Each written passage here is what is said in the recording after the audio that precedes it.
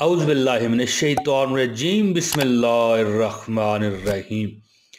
प्यारे दोस्तों, मैं हूँ आपका अपना संगी बेली मोहम्मद इमरान ताहिर। दोस्तों, आज मैं नबी मुकर्रम सल्लल्लाहु अलैहि वसल्लम की एक बहुत प्यारी हदीस आपसे शेयर करने लगा हूँ। बिस्मिल्लाह कीजिए और सुनिए और बरकतों और रहमतों में अपनी ज़िंदगी में इजाफ़ा कीजिए। दोस्तों, खुदकुशी करने वाले पर जन्नत हराम है।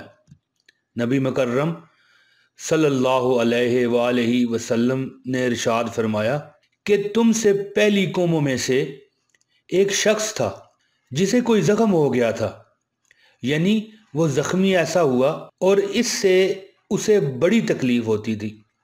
आखिर उसने छुरी से अपना हाथ काट लिया, जिसकी वजह से खून बहने लगा और वो मर गया, यानी कि बहुत ज़्यादा उसकी ब्लीडिंग हो गई और बहुत खून निकला जिससे वो मर गया।